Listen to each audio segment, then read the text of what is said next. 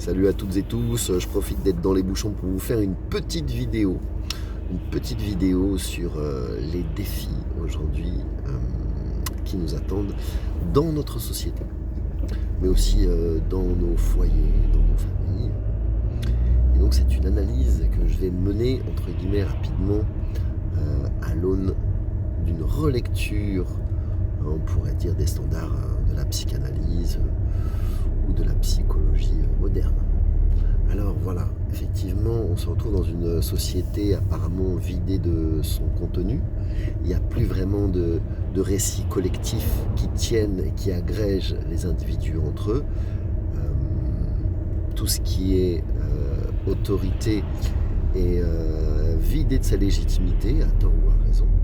Alors moi, ce qui m'intéresse, c'est aussi de regarder comment, finalement, il y a un parallèle évident avec le fonctionnement de la famille dite traditionnelle et la famille éclatée moderne.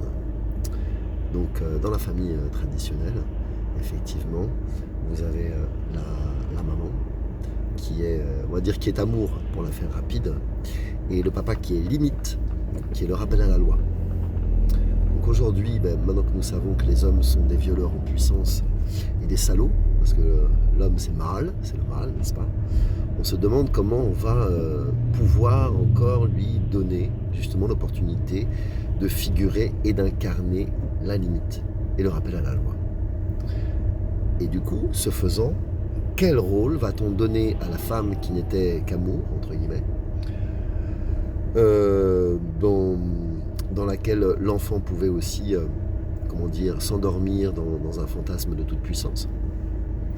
Mais quel sort réserve-t-on à cette femme qui va devoir incarner et l'amour et la limite? Donc double casquette, et ce faisant, d'ailleurs il y a des femmes comme ça dans les familles monoparentales qui l'expérimentent au quotidien, et laissez-moi vous dire qu'elles ne se régalent pas. Mais ça crée un monstre qui est censé pouvoir tout incarner à la fois et qui finalement n'a pas de contre-pouvoir.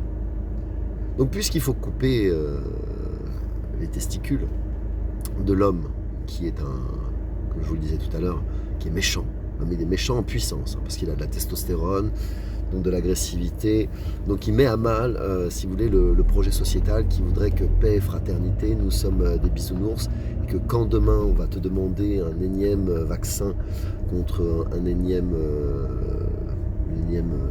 pandémie, tu vas docilement, en bon mouton, faire ce qu'on te dit, puisqu'en définitive, tu auras gommé toute forme d'agressivité. Et puis, si l'homme de demain peine à se trouver une compagne ou une conquête, parce qu'il n'a pas le droit de faire de la conquête, mais non, pas du tout, il doit attendre sagement qu'on lui donne l'autorisation de peut-être dire bonjour, excusez-moi de vous déranger, ça aurait été pour vous draguer si jamais vous aviez été, si vous consentez à ce que je vous parle. Donc voilà, tout ça pour dire que c'est un bonheur d'être un homme aujourd'hui dans la société actuelle, et je pense que ce projet d'émasculation, on peut dire ça comme ça, voilà, ce projet qui vise à faire des hommes des eunuques ne rendra in fine service à personne dans notre société, ni au sein des familles, ni au sein des groupes, parce que quand il n'y aura plus d'hommes, qui va protéger? Je ne sais pas. Alors effectivement, alors dans le pire des cas, on pense à la guerre, mais on sait que la guerre, ça n'existe plus. Mais imaginons, si la guerre existait encore, on va mobiliser toutes les femmes, les envoyer toutes au front, et les hommes s'occuperont des enfants, ça c'est bien. Mais si en face, parce que les Russes, ils sont en retard sur le wokisme, si en face, par exemple, j'ai pris les Russes au hasard, mais il y en a plein d'autres, si en face, il y a des mecs avec des paires de balls, il y a une réalité biologique qui fait que justement, à cause de la testostérone, on n'est pas vraiment à égalité entre un homme et une femme. Voilà, même s'il y a des combattantes qui n'ont pas besoin de faire leurs preuves. Bon, je vous laisse, ça commence à faire un petit peu tard. Haut les cœurs, voilà, certains effectivement auront perçu mon discours comme totalement réactionnaire et anti-progressiste, voire traditionnaliste, crypto-catholique. Je vous en remercie. Je vous invite à lire un livre de Jean Lebrun qui s'appelle Les couleurs de l'inceste, qui explique comment finalement la fin du dit patriarcat ouvre un nouveau chapitre, où l'horizontalité est de mise, où tout se vaut, où il est interdit de penser justement une différence par exemple entre l'enfant et l'adulte. Et ben, c'est la porte ouverte aux fenêtres. On est en plein dedans.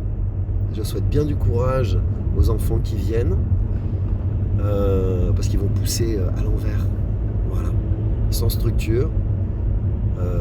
Ils vont dégouliner, et c'est bien dommage. Alors save the children, hein, n'adoptez pas un woke. Bye.